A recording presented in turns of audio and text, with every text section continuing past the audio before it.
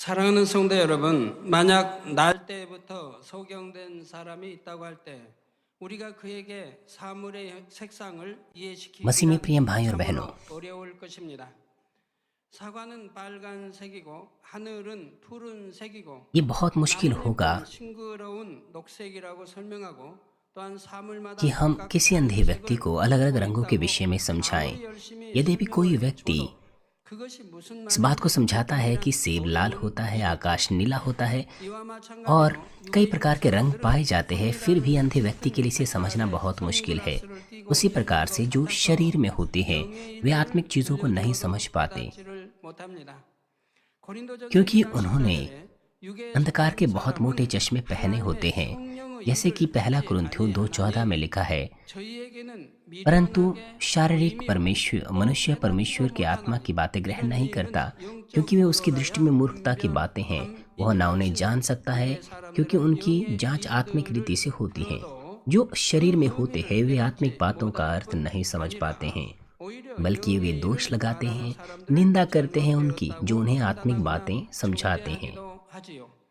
그래서 성경에 보면 영의 세계에 대해 설명할 때 इसीलिए 육의 사람들이 आत्मिक 이해할 संसार 수 की 있도록 बातें 비유로 बाइबल में 설명하고 있는 दृष्टांतों के 것입니다. माध्यम से समझाई गई 그러나 है, 여러분은 그동안 신앙생활을 통해 죄와 악을 버리며 क्योंकि आप 이 पापों को 진리의 दूर कर रहे हैं, 생각과 असत्य और बुराई 육을 को दूर 버리고 कर रहे हैं, 혼을 अपने 깨뜨려 विचारों की 왔기 रूपरेखाओं को 때문에 दूर कर रहे 영에 हैं, 속한 इसीलिए 일들을 आप 들어도 आत्मा से 은혜를 संबंधित 받을 चीजों को 수가 प्राप्त कर 있습니다. सकते हैं।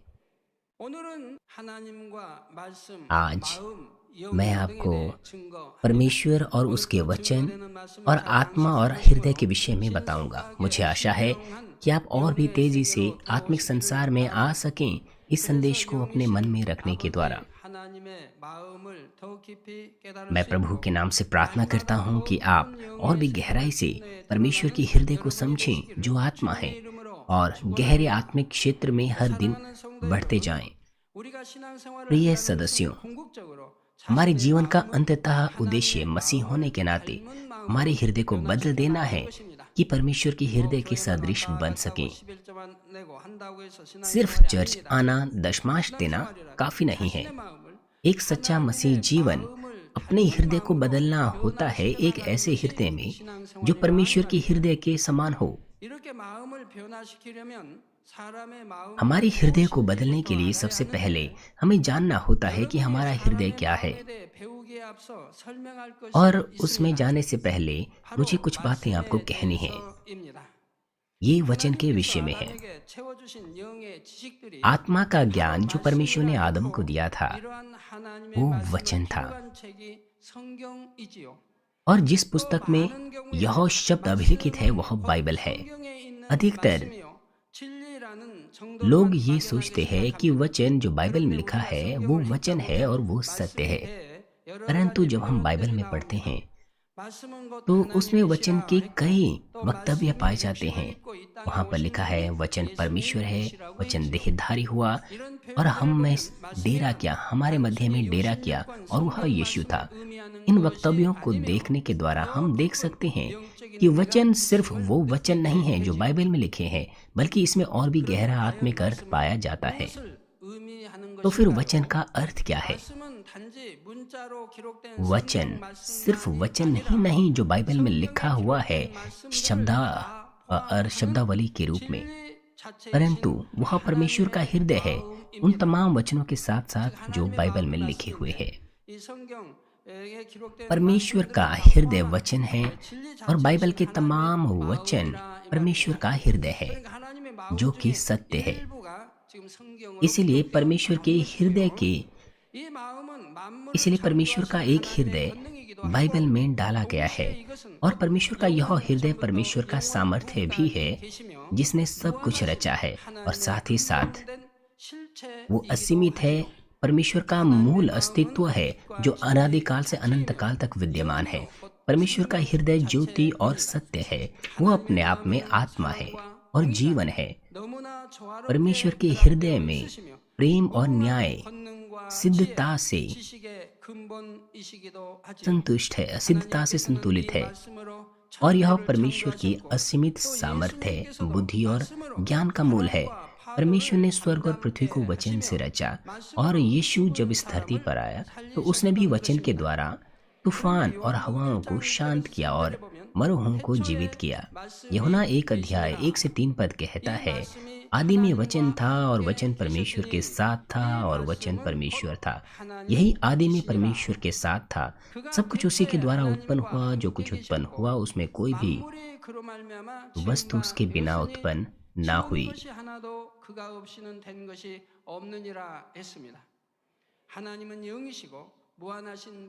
परमेश्वर को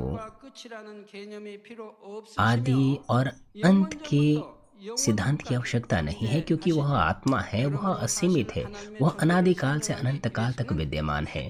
इसलिए परमेश्वर के अस्तित्व को समझाने के लिए हमें शुरुआत या आदि जैसे वचन को कहने की, शब्द को कहने की आवश्यकता भी नहीं है। मगर आदि जो यह शब्द है, यह इसीलिए इस्तेमाल किया गया है ताकि हम मनुष्य समझ सकें। वो इसीलिए क्योंकि मनुष्यों के पास प्राण की रूपरेखाएं हैं। इसीलिए हम तभी समझ सकते हैं जब किसी चीज का आदि और अंत होता है। लेकिन अगर हम अपने प्राण की सीमाओं को नाश करें और सोचें, तो आसानी से हम एहसास कर सकते हैं कि परमेश्वर के लिए यह स्पष्ट है कि उसका कोई आदि और अंत नहीं हो सकता। यदि आदि होता तो फिर उस आदि से पहले क्या था वहां पर? अगर परमेश्वर का कुछ मूल है या उसका आदि है, तो अवश्य फिर उससे पहले भी कुछ वहां पर होगा।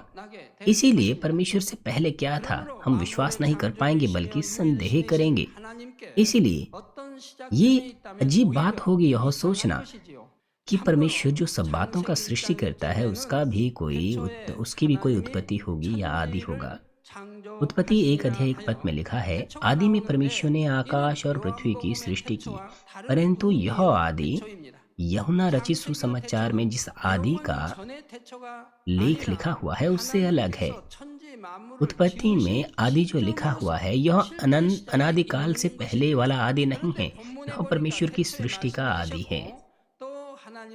परंतु आज के पाठ में लिखा है कि आदि में वचन था, वचन परमेश्वर के साथ था और वचन परमेश्वर था। यहाँ लिखा है वचन परमेश्वर का हृदय है, और यह पाठ ऐसा लगता है कि हमें वो बता रहे हैं कि वचन और परमेश्वर ये दो अलग अलग प्राणी हैं। और अगली आयत हमें कहती है कि वचन परमेश्वर था। यह हमें बताती है कि वचन और परमेश्वर एक ही है। और साथ ही क्योंकि ऐसा नहीं लिखा गया है कि आदि में परमेश्वर था, बल्कि लिखा है कि आदि में वचन था, तो हम यहाँ से देख सकते हैं कि जो वचन है वो परमेश्वर के रूप में विद्यमान था और वचन परमेश्वर से पहले विद्यमान था। कुल मिलाकर कहें तो परमेश्वर वचन है और वह एक ही है। हम उसे अलग अलग तरीके से देख सकते हैं। जो उत्पत्ति के संदेशों को सुनते हैं उन्हें यह समझना आसान होगा, जब परमेश्वर आदि में अकेला था उस वक्त उसे आकृति की या परमेश्वर जैसे शब्द की आवश्यकता नहीं थी। इस संपूर्ण ब्रह्मांड में परमेश्वर का हृदय अर्थात वचन वो ज्योति और ध्वनि के रूप में विद्यमान था, और किसी समय बिंदु पर परमेश्वर ने मनुष्य जुताई के लिए एक आकृति डाली या एक स्वरूप लिया और उसने त्रिएक परमेश्वर के रूप में अपने आप को विभाजित किया, अर्थात वह पिता, पुत्र और पवित्र आत्मा बन गया। यूहन्ना 1 अध्याय 14 पद में लिखा है, और वचन देहधारी हुआ और अनुग्रह और सच्चाई से परिपूर्ण होकर हमारे बीच में डेरा किया, और हमने उसकी ऐसी महिमा देखी जैसे पिता के इकलौते की महिमा।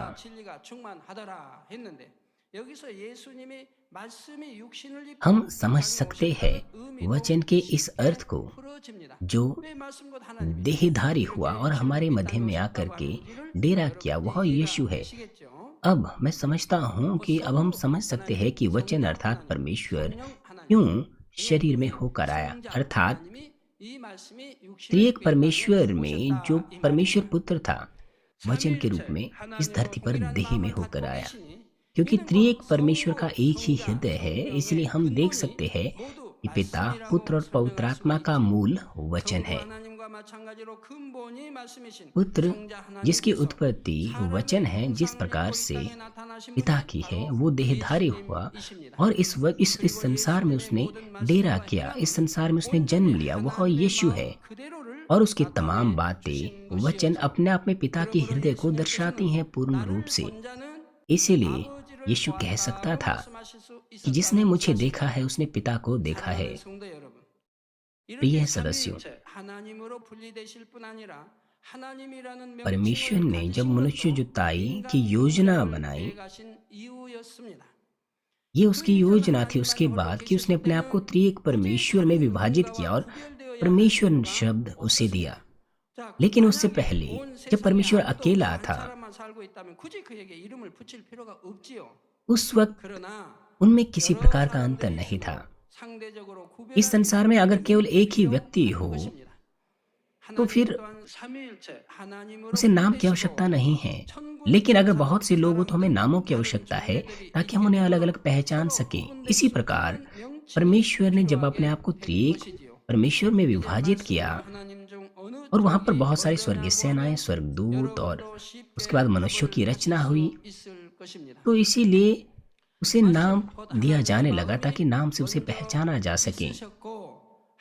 वचन अर्थात जो परमेश्वर का हृदय है वो सबसे पहले अस्तित्व में आया और उसके बाद जो ये शीर्षक और परमेश्वर का स्वरूप है ये बाद में बनाए गए।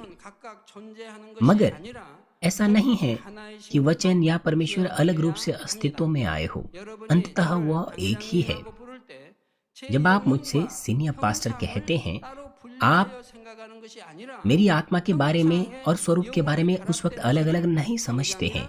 आप मुझे सीनियर पास्टर, मेरी आत्मा और मेरे स्वरूप को दोनों को मिला करके दर्शाते हैं।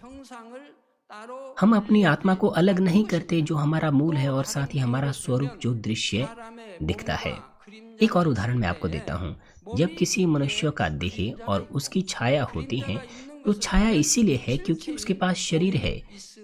इसीलिए जब हम छाया को देखते हैं तो हम समझते हैं कि हाँ, वहाँ शरीर है। और आखिरकार शरीर और छाया तो एक ही है, वो अलग अलग रूप से अस्तित्व में नहीं है बल्कि साथ मिलकर है। लेकिन उसमें भी अगर हम प्राथमिकता दें तो सबसे पहली प्राथमिकता शरीर है, छाया पहले नहीं है, क्योंकि शरीर और छाया फिर भी साथ साथ है, इसलिए वे एक है। इसी प्रकार परमेश्वर से पहले वचन है, लेकिन परमेश्वर और वचन एक ही है। प्रिय सदस्यों, मैंने कहा कि वचन परमेश्वर का हृदय है। तो फिर बाइबल की 66 पुस्तकों में जो वचन है वह क्या है? ये वचन का एक हिस्सा है जो परमेश्वर का मूल और उसका हृदय है। यह परमेश्वर के हृदय का कम से कम वह तत्व है जो हमें समझाता है परमेश्वर के बारे में, सब बातों के बारे में, जब इस धरती पर हमारी जुताई की जा रही है। इसीलिए जब हम वचन को जो बाइबल में लिखे हैं अपने मन में रखें तो वचन हम में निवास करता है। इसका अर्थ है कि परमेश्वर का हृदय हमारे हृदय में पूर्ण होता है। जिस सीमा तक परमेश्वर का हृदय हमारे हृदय में भरता है या पूर्ण होता है, उसी सीमा तक हमारा हृदय आत्मिक हृदय बनता है जो आत्मा में जोता गया है। परमेश्वर के अद्भुत कार्य उनके साथ प्रकट होते हैं जो परमेश्वर के सामर्थ्य वचन पर विश्वास करते हैं और उसका अभ्यास करते हैं ताकि जीवित परमेश्वर की गवाही दी जा सके। हमारा प्रभु कहता है, यदि तुम मुझ में रहो और मेरा वचन तुम में रहे तो हम एक है।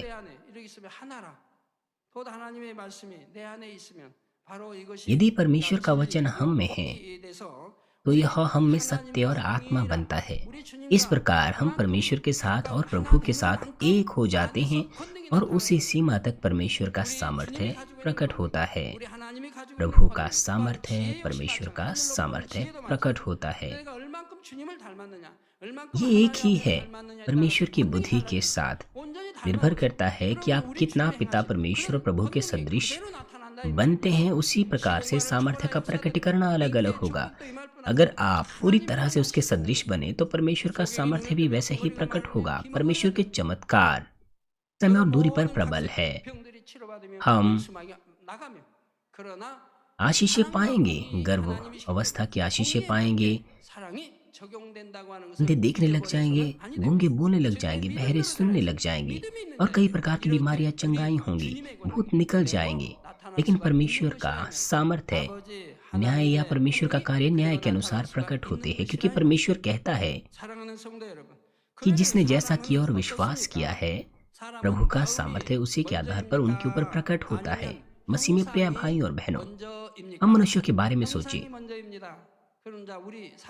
क्या मनुष्यों में क्या उसका हृदय पहले आया या स्वरूप? उसका स्वरूप पहले है। मनुष्य और परमेश्वर में यह भिन्नता है। परमेश्वर के लिए उसका हृदय पहले है और स्वरूप बाद में आता है, मगर मनुष्यों के लिए पहले स्वरूप है और फिर उसका हृदय है। कृपया ध्यान से सुने। परमेश्वर ने वचन के द्वारा आदम को रचा भूमि की मिट्टी से और उसमें जीवन का श्वास फूंक दिया उसके नथुनों के द्वारा, और इस तरह से मनुष्य जीवित प्राणी बन गया और आदम इस तरह से आत्मा में बनाया गया और बहुत सा आत्मा का ज्ञान उसमें भरा गया। ये आदम का हृदय था। परमेश्वर ने भूमि की मिट्टी से आदम को रचा, उसे जीवता प्राणी बना दिया और फिर परमेश्वर ने सत्य का ज्ञान, जो आत्मा का ज्ञान था, उसमें भर दिया। यदि आप इस बात को जानते हो तो फिर डार्विनिज्म की तो आपको बात ही या कुछ ऐसी बातों की बात ही आपको नहीं करने की आवश्यकता है। मसीह में प्रिय भाई और बहनों, इस संसार में बहुत से लोग इस बात पर तर्क वितर्क करते हैं कि मुर्गी पहले आई या अंडा, लेकिन कोई नहीं जीतता। जो कहता है कि अंडा पहले आया, तो लोग यह तर्क देते हैं कि अंडे के बगैर मुर्गा कैसे आ सकता है। लेकिन अगर सामने वाला व्यक्ति ये कहे, लेकिन सामने वाला व्यक्ति भी अपना तर्क देता है कि मुर्गी के बगैर अंडा कैसे आ सकता है, और यहाँ पर कौन जीतता है? इस तरह के तर्क वितर्क में कोई जीत नहीं पाता है। मैं आपसे पूछना चाहता हूँ, क्या अंडा पहले आया या मुर्गी पहले आई? बिल्कुल, मुर्गी पहले आई। यदि आप इसे जानते हैं तो आपको डार्विनिज्म की तो बात करने की आवश्यकता भी नहीं है।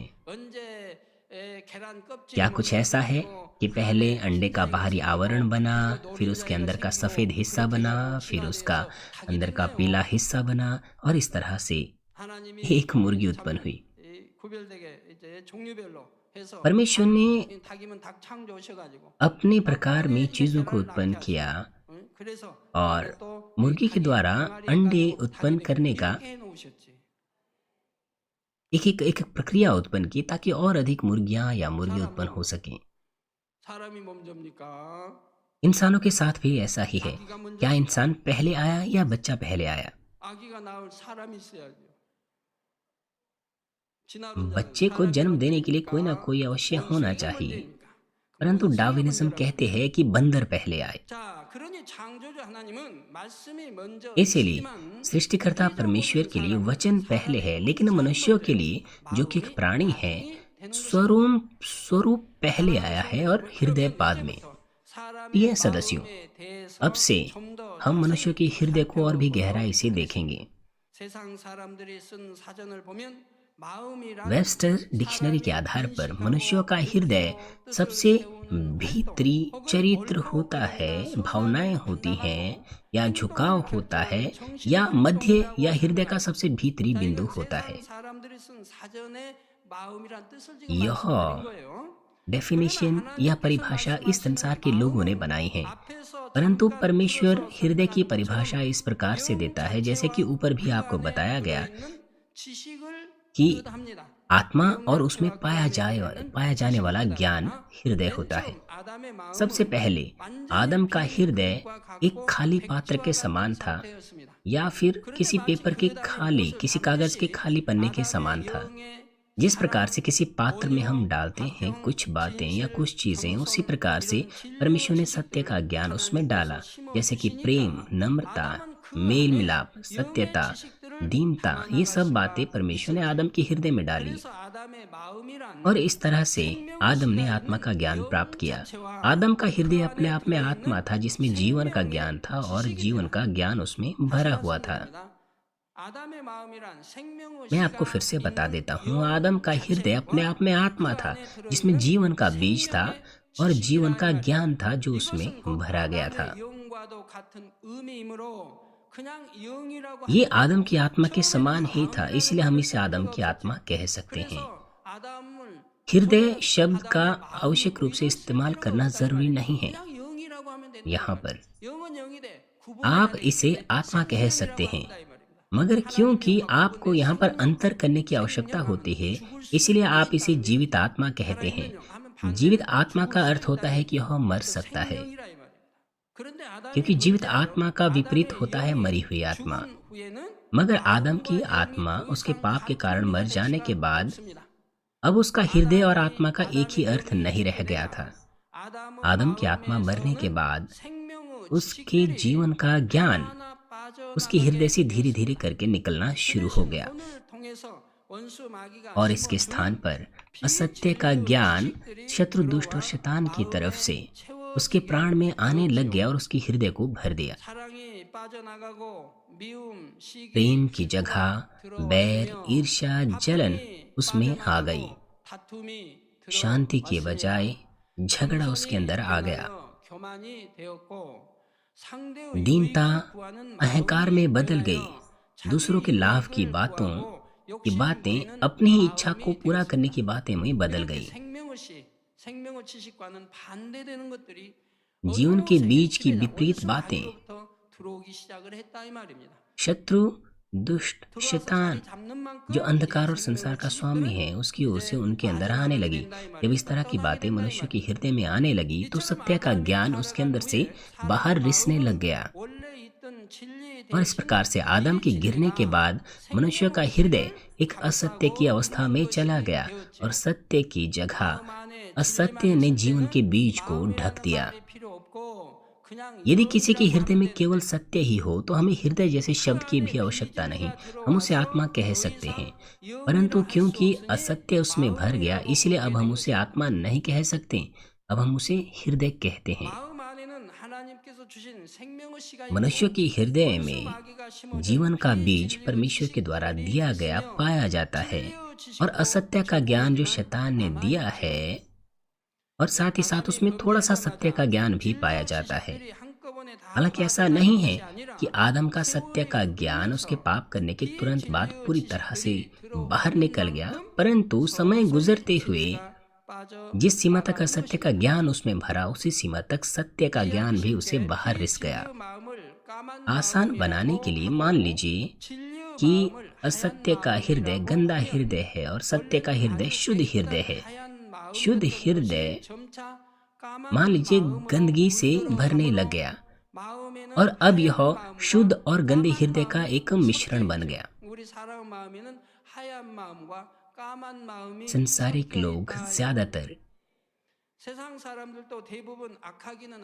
लोग ज्यादातर बुरे होते हैं, परंतु उनके सत्य के बचे हुए ज्ञान में उनके पास कुछ न कुछ ऐसी चीजें होती है जिसमें वो सत्य पर चल सकते हैं, लेकिन सत्य का यह बचा हुआ ज्ञान बहुत कम होता है क्योंकि लोग समय के गुजरते हुए असत्य से और बुराई से अत्यधिक धावित होते जाते हैं।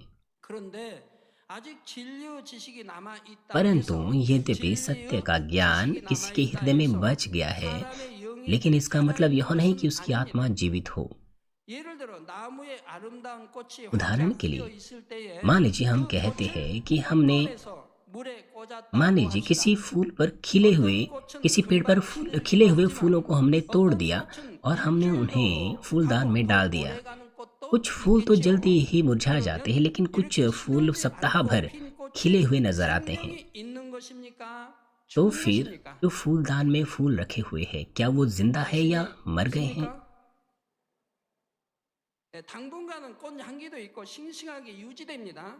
क्या वो जिंदा है या मर गए हैं जो फूलदान में रखे गए हैं? हालांकि थोड़े से समय के लिए उनमें खुशबू होती है, वो तरोताज़ा नजर आते हैं, मगर क्योंकि उन्हें पेड़ से काट दिया गया है, इसलिए उनमें कोई जीवन का स्रोत नहीं है, वो मरे हुए हैं। उसी प्रकार से आदम के पाप करने के बाद जो जीवन का स्रोत था वो परमेश्वर से टूट गया। इसलिए यद्यपि कुछ थोड़ा सा सत्य का जीवन का ज्ञान उनमें बना हुआ है, बचा हुआ है, लेकिन यह भी अंत में पूरी तरह से खत्म हो जाएगा। शैतान लगातार लोगों में असत्य को उनकी आत्मा में मनुष्यों में बहता रहता है, इसलिए पूरी तरह से उनका हृदय गंदा हो चुका है। जब हम भलाई की बात करते हैं, जो हृदय में भले हैं वो तो अपने आंसू बहाते हैं, मगर कुछ ऐसे लोग हैं जो बिल्कुल भी आंसू नहीं बहा पाते, यद्यपि वो कुछ अच्छी बात सुनते हैं। जो भले भलाई के लोग हैं, प्रेम के लोग हैं, वो आंसू बहाएंगे जब वो भली बात सुनेंगे।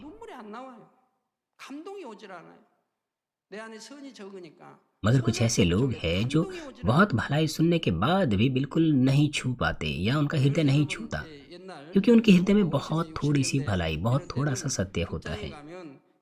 50 और 60 के दशक की अगर हम बात करें, उस वक्त बहुत दुख भरी फिल्में बनती थी। लोग कहते थे कि दुख भरी फिल्में बहुत अच्छी हुआ करती थी क्योंकि वे बहुत से आंसू बहाते थे। लेकिन आजकल के दिनों में उन फिल्मों को देखकर कोई भी आंसू नहीं बहाता। लेकिन उन दिनों में लोग भले थे और वो सिर्फ फिल्मों को देख करके ही आंसू बहाते थे, और वो कहते थे कि यह फिल्म बड़ी प्रभावकारी है, भावनाओं से भरी है। मगर आजकल के लोग तो उस तरह की फिल्मों को पसंद नहीं करते।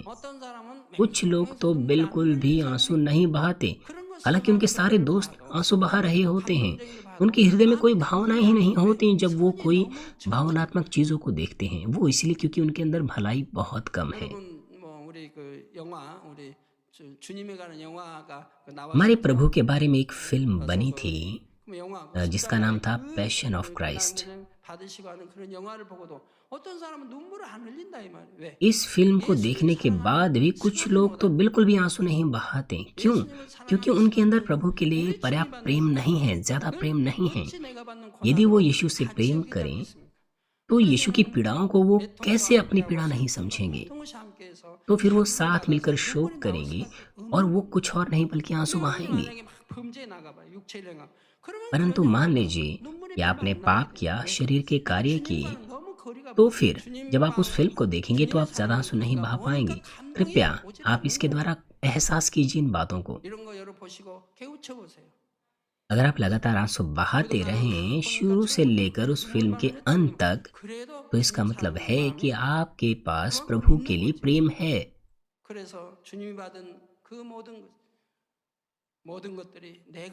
जिन पीड़ाओं को यीशु ने लिया, आप उन्हें अपना महसूस करेंगे और आप अपने आंसू बहाएंगे शोक करते हुए।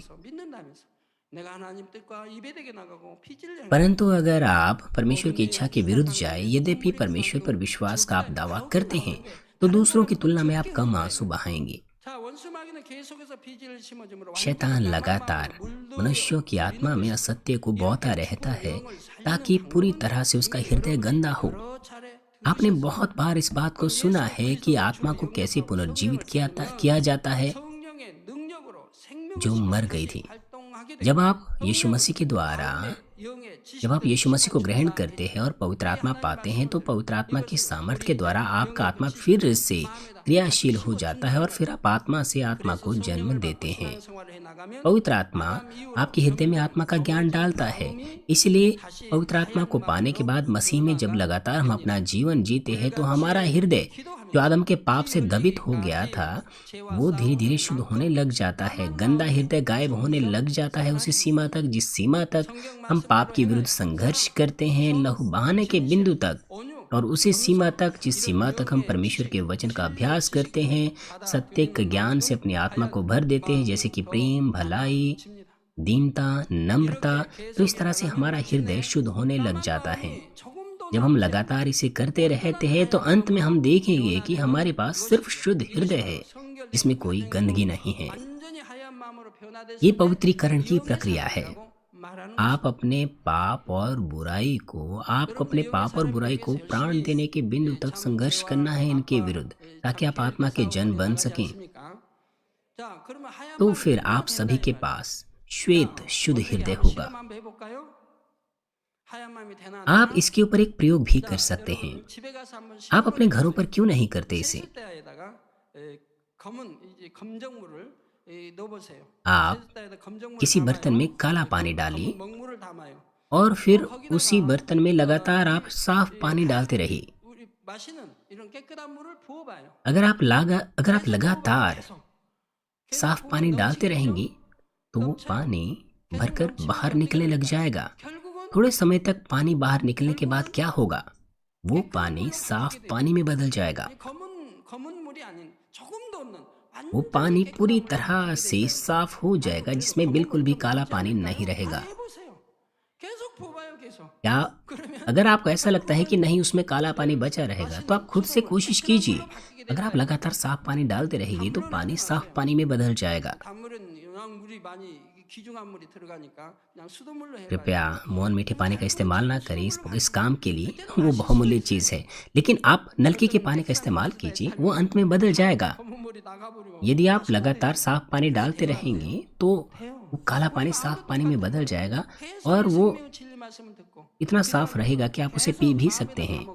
हमारे हृदय के साथ भी ऐसा ही है। अगर हम वचन को सुनते रहें, प्रार्थना करते रहें, अपने हृदय में सचेत रहें, तो अंत में आपका काला हृदय हट जाएगा और आपके पास शुद्ध हृदय होगा, आत्मा का हृदय होगा। कुछ लोग कहते हैं कि मैं वचन को लगातार जीवन का जो वचन है वो अपने अंदर डालता हूँ, लेकिन फिर भी मेरे पास काला हृदय है। ऐसा क्यों होता है? क्यों असत्य, बुराई, ईर्ष्या, बैर, जलन, संसार की इच्छाएं अभी भी मुझ में क्यों बची हुई है? क्यों? 우리도 한번 실험해보죠.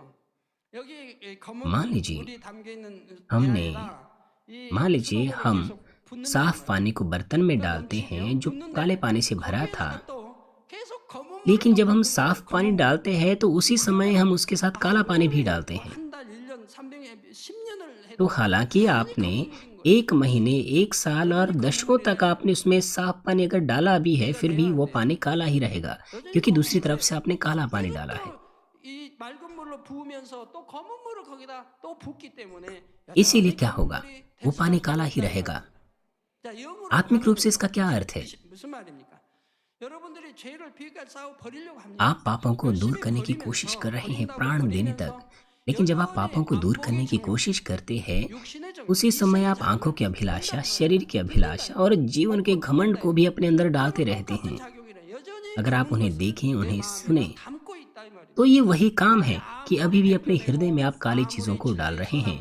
इस प्रकार आप बहुत ज्यादा कोशिश क्यों ना करें वचन को सुनने और उसके अनुसार चलने की, क्योंकि आपने शरीर की अभिलाषा, आंखों की अभिलाषा, जीवन के घमंड को भी अपने अंदर डाला है। अर्थात क्योंकि आप ऐसी बातें बोल, सुन और समझ रहे हैं जो आपको नहीं सुननी, बोलनी और समझनी चाहिए थी। इसका मतलब है कि आप काला पानी अपने हृदय में डाल रहे हैं।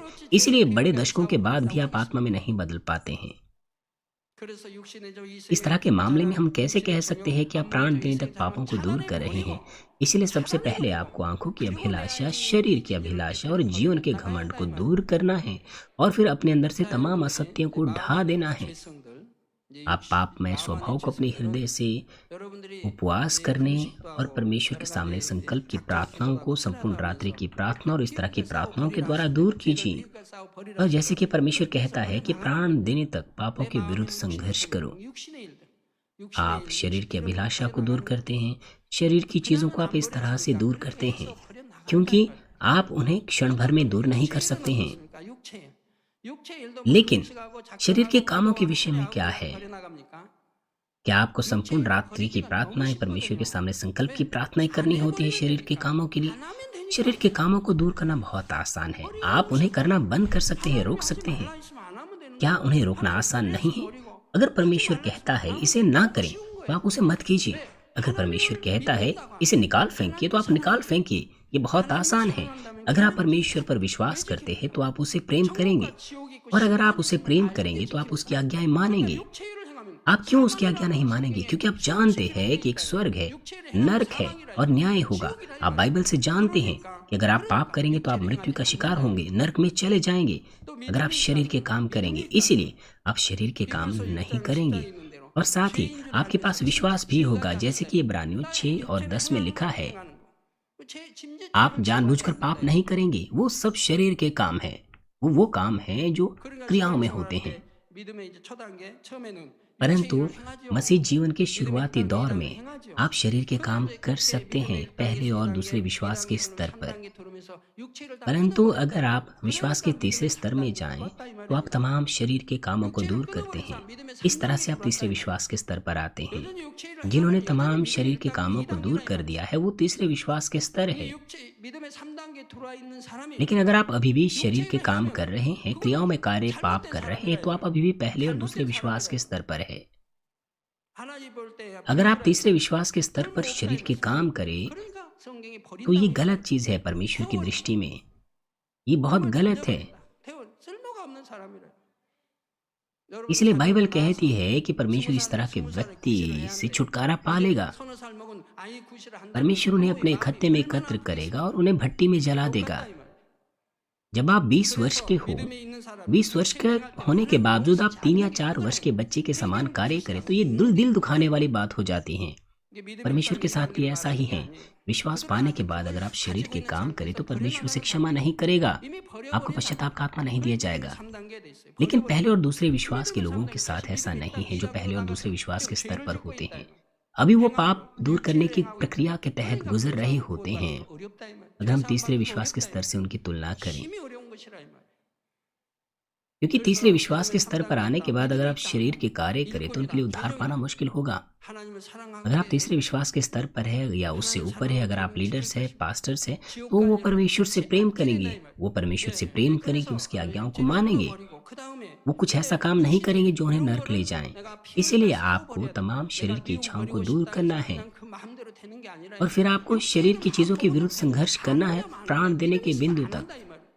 और बैर को अगर दूर करना है, जैसा आप चाहे वैसा दूर नहीं कर सकते। सबसे पहले आपको शरीर के कामों को दूर करना है, मगर शरीर की चीजों को जैसा आप चाहे वैसा दूर नहीं कर सकते। यद्यपि आप बैर रखना ना चाहे, फिर भी आपके अंदर बैर रहता है।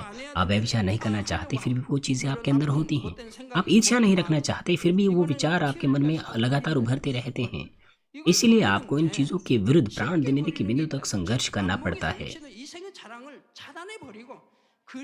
इन्हें करना अभी आसान होता है। सबसे पहले तो आपको आंखों की अभिलाषा, शरीर की अभिलाषा, जीवन के घमंड को दूर करना होता है। लेकिन इन चीजों को अगर आप लगातार लेते रहें और फिर पापों को दूर करने की कोशिश करें, तो निरंतर आप शरीर में ही रहेंगे कई दशकों के बाद भी। इस तरह से आपके पास विश्वास नहीं हो सकता। लेकिन अगर आप लगातार करते रहें, साफ पानी को डालते रहें, तो अंत में आपके पास साफ हृदय रहेगा। परंतु कुछ लोग वो अपने हृदय को नहीं बदलते हैं, यद्यपि उन्होंने पवित्र आत्मा पाया है। वो परमेश्वर पर विश्वास का दावा तो करते हैं, लेकिन उनके पास गंदा हृदय रहता है।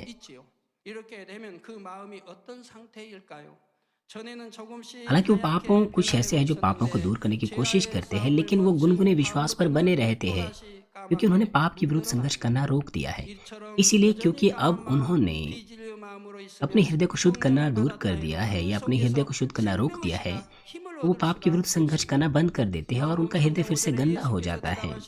इसीलिए वो पवित्र आत्मा से ताकत प्राप्त नहीं कर पाते। इसलिए यूहन्ना 3:5 में यीशु ने कहा कि मैं तुझसे सच सच कहता हूँ कि जब तक कोई मनुष्य जल और आत्मा से न जन्मे, वह परमेश्वर के राज्य में प्रवेश नहीं कर सकता। 우리가 거듭나서 구원을 받는 것은 마음에 성령만 임해서 되는 것이 아니라 곧 물, 곧 말씀이 임해 सिर्फ पवित्र आत्मा को प्राप्त करने से हम उद्धार प्राप्त नहीं कर सकते। जब पानी अर्थात वचन हम में निवास करता है, तभी हम पवित्र आत्मा और वचन के द्वारा उद्धार पा सकते हैं। जैसे कि पहला थिस्सलुनीकियों में लिखा है, आत्मा को ना बुझाओ। पवित्र आत्मा को पाने के बाद भी अगर हम वचन पर ना चले, गंदी हृदय के ही बने रहें, तो आत्मा बुझ सकता है। और अगर आत्मा बुझ गया तो आप अच्छे से प्रार्थना नहीं कर पाएंगे। और जब आप प्रार्थना नहीं कर पाएंगे, तो आप प्रार्थना करना भी महसूस नहीं करेंगे, यद्यपि आप जानते हैं कि आपको प्रार्थना करनी है। तो फिर यह एक प्रमाण होगा कि पवित्र आत्मा बुझ रहा है, तो फिर आप उद्धार प्राप्त नहीं करेंगे।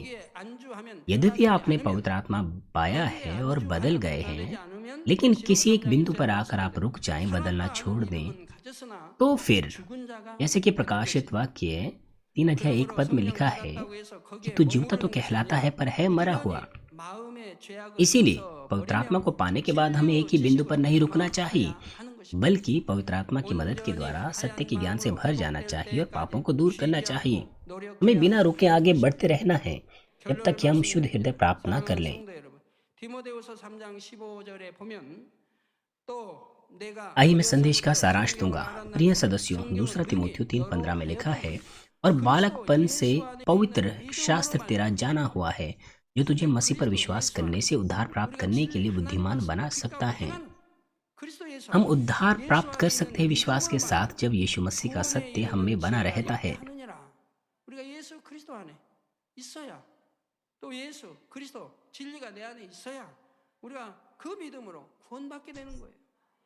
हम विश्वास के द्वारा उद्धार पाते हैं जब यीशु मसीह का सत्य हम में बना रहता है। परमेश्वर ने सत्य का ज्ञान, परमेश्वर का हृदय है, बाइबल में लिखा है, ताकि हम परमेश्वर के हृदय को सीख सके, समझ सके। पवित्र आत्मा को पाने के बाद अगर हम उस वचन को अपने में रखें, अर्थात अगर हम सुने, सीखें और अपने हृदय में उसे साध लें, तो हम परमेश्वर के हृदय के समान बनेंगे। जिस सीमा तक हम परमेश्वर के सदृश बनेंगे, हम इस धरती पर समृद्ध बनेंगे, स्वस्थ रहेंगे और स्वर्ग में हम परमेश्वर के सिंहासन के करीब जाएंगे।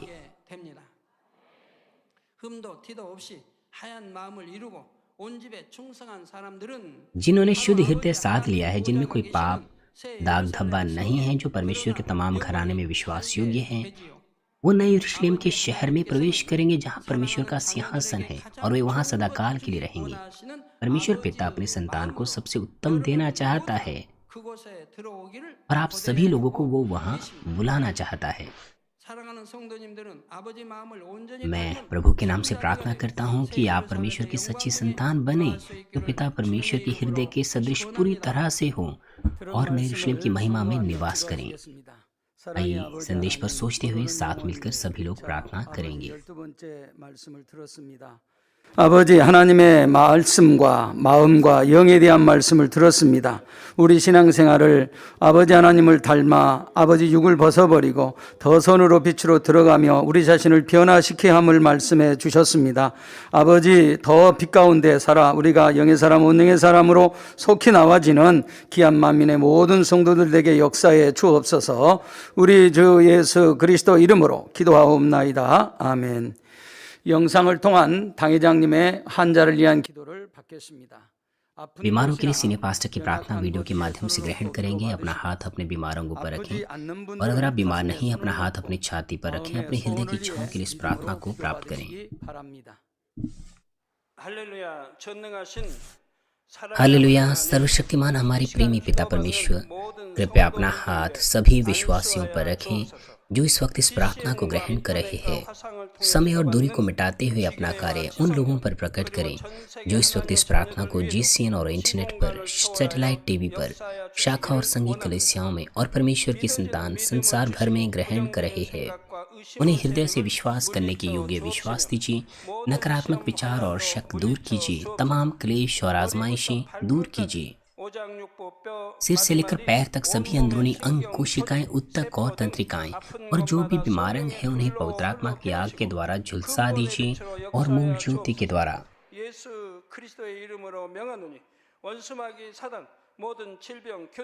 यीशु मसीह के नाम से मैं आज्ञा देता हूँ, शत्रु, दुष्ट और शैतान, तमाम बीमारियां, रोगाणु, विषाणु और निर्बलताएं दूर हो।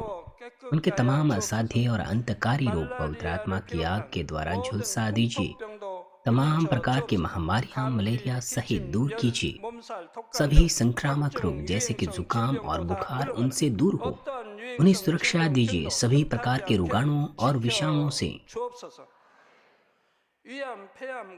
तमाम पेट, फेफड़े, जिगर, छाती, यूट्रिन और आंतों के कैंसर से उन्हें चंगा कीजिए। एड्स, ल्यूकेमिया, दिमागी रक्तघात, उच्च रक्तचाप, धीमा रक्तचाप, मधुमेह, थायराइड की समस्याएं, हृदय, फेफड़े और स्त्री रोग और तमाम सूजन और जलन दूर हो।